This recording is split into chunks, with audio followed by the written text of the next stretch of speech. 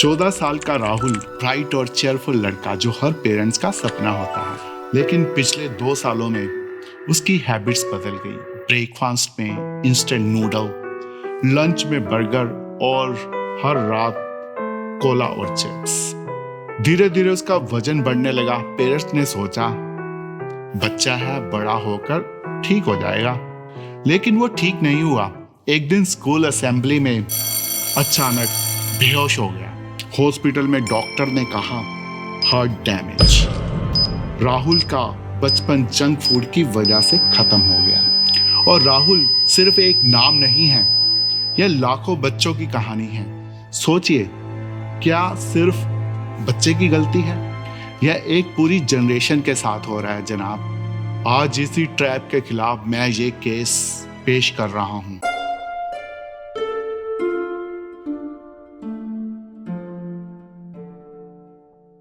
शुरू यहाँ से होता है, लेकिन क्या ये अंत है? ताजगी या एक छलावा?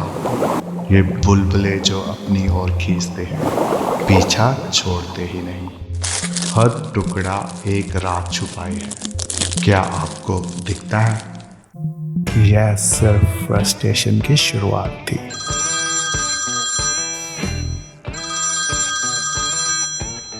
Hello, advocate Gautam sir. मेरी बेटी तो कोलाज और बर्गर्स की डिमांड करती रहती है। हेल्दी खाना तो जैसे भूल ही गई है यार। जब मना करता हूँ तो रिएक्ट करती है जैसे मैं ही विलन हूँ। हाँ कहिए, मैं आपकी परेशानी समझ रहा हूँ। टीवी और यूट्यूब के एड्स ने पूरा दिमाग सेट कर दिया है। सीरियसली, कंपनीज बच्चों की सोच मैनिपुलेट कर रही है सर। यह सिर्फ आपके घर की समस्या नहीं है।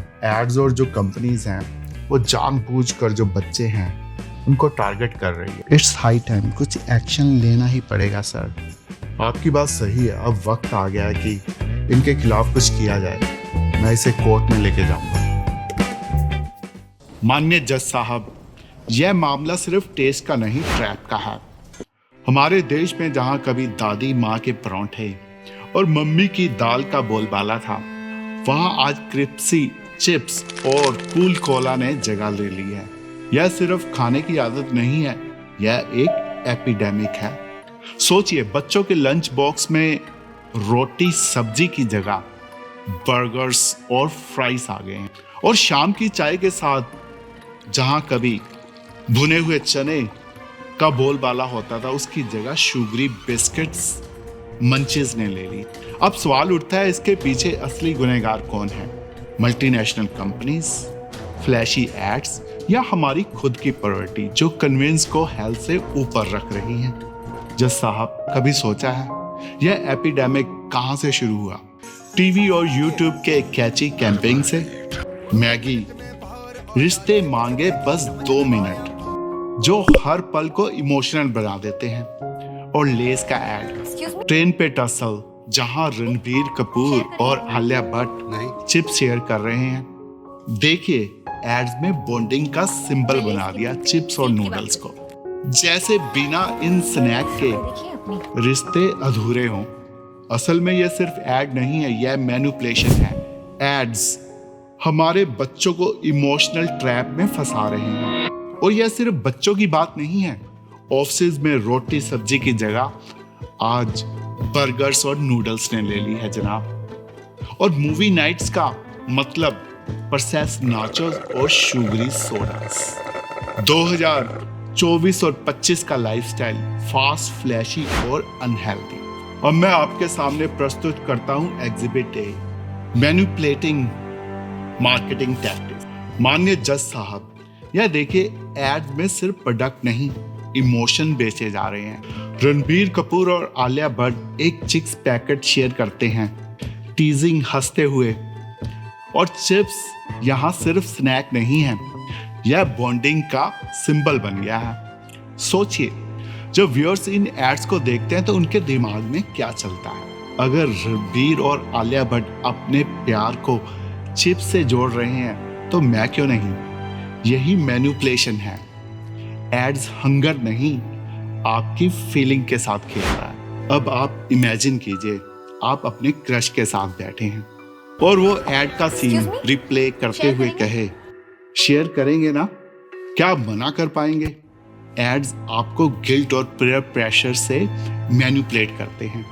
एड में चिप्स और स्नैक नहीं है, यह आपके इमोशन का एक वेल डिजाइन ट्रैप है। अब मैं आपके सामने प्रस्तुत करता हूं exhibit B, the addiction cocktail, sugar, salt and fat. यह सिर्फ टेस्ट नहीं, एडिक्शन है।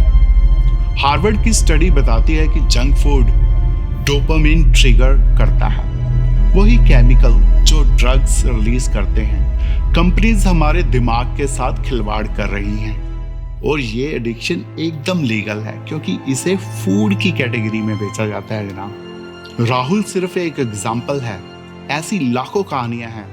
बच्चे एडिक्शन का शिकार बन रहे हैं और हम इसे रोकने के लिए कुछ नहीं कर पा रहे हैं। एडिक्शन का कोई रैपर नहीं होता जनाब, जंक फूड के पीछे उसका पूरा मैनुअल छपा होता है जनाब। Exhibit C, accessibility and its hidden cost. माननीय जज साहब, फास्ट फूड हर जगह क्यों है? क्योंकि यह सस्ता है, आपको आसानी से अवेलेबल है। हर गली, हर नुक्कड़ पे आउटलेट खुल जाते हैं। लेकिन इसका असली कॉस्ट क्या है? उत्तर प्रदेश के एक मजदूर ने अपनी बेटी की शादी में फास्ट फूड सर्व किया। अगले दिन 2 गेस्ट की फूड पॉइजनिंग की वजह से मौत हो गई। फास्ट फूड इजीली एक्सेसिबल है, लेकिन इसकी हिडन कीमत हमारी हेल्थ और सेफ्टी है। कंपनीज प्रॉफिट कमा रही हैं और हम हेल्थ बिल भर रहे हैं। सस्ता फास्ट फूड कभी कभी बहुत ही महंगा पड़ जाता है जनाब। अब एक मिथ है कि junk food is not harmful in moderation.